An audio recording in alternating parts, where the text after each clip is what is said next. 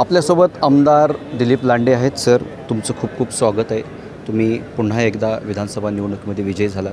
आज महायुतीचं अधिवेशन होतं, विशेष शपथ घेतलेली आहे. तुम्ही काय सांगाल?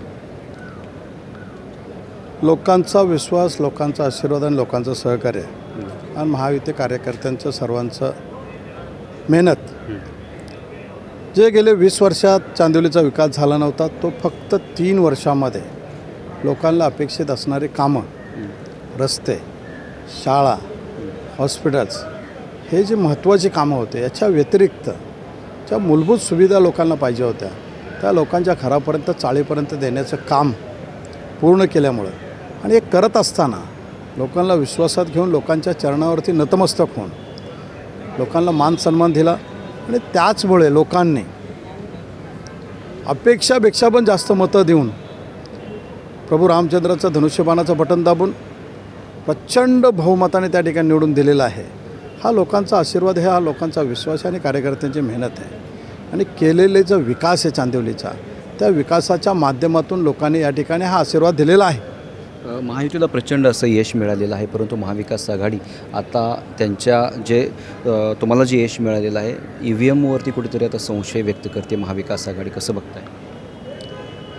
असं असतं की ज्यावेळेला हरल्यानंतर मशीनमुळे हरलो, जिंकून आल्यानंतर आम्ही आमच्या पक्षाच्या आणि कार्यकर्त्यांच्या मेहनतीवरती आलो. असं जे आता लोकसभेमध्ये आमचा उमेदवार हरला, आम्ही सांगू का की त्यांच्या उमेदवाराने मशीनमध्ये काय तांत्रिक बिघाड केला होता आणि त्या ठिकाणी सेटिंग करून काम केलं होतं?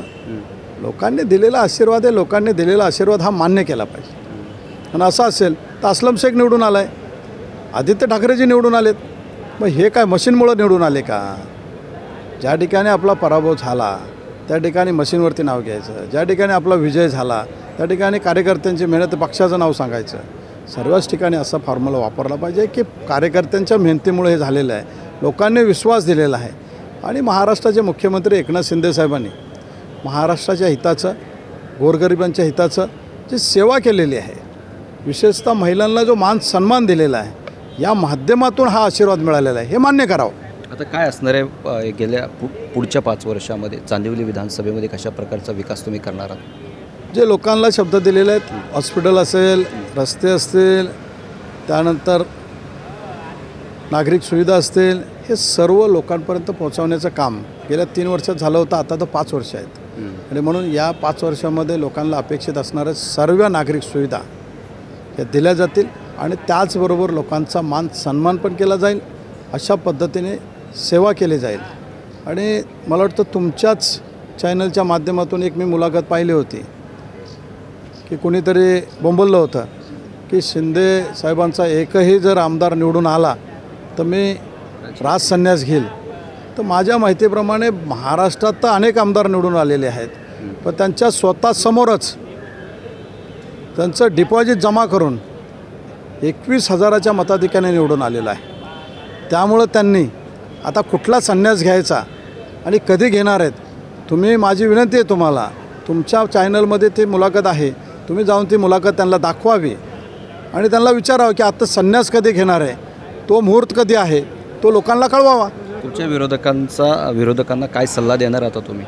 नाही, मी तेच सांगितलं ना. विरोधकांनी सांगितलं होतं की आदरणीय शिंदेसाहेबांचा मुंबईमध्ये एकही आमदार निवडून येणार नाही. मुंबईचा विषय तर बाजूला ठेवा, ज्या मतदारसंघातून तुम्ही लढलात, तुम्ही लोकांना सांगत होता 1,00,000 मतांनी निवडून येईल. 25 तारखेनंतर महाराष्ट्राचे मुख्यमंत्री एकनाथ शिंदे साहेबांचं एकेरी भाषेत नाव घेऊन सांगत होता जेलमध्ये टाकणार. आता जनतेने कुणाला जेलमध्ये टाकलं, कुणाला तडीपार केलं, हे दाखवून दिलेलं आहे.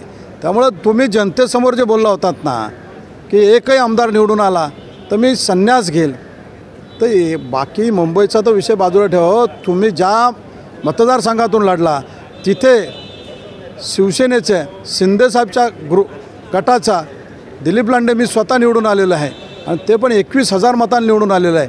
आता संन्यास कधी घेणार हे लोकांना सांगा. नक्कीच. हे होते आमदार दिलीप लांडे. मी गुणवंत दांगा, DRV न्यूज, मुंबई.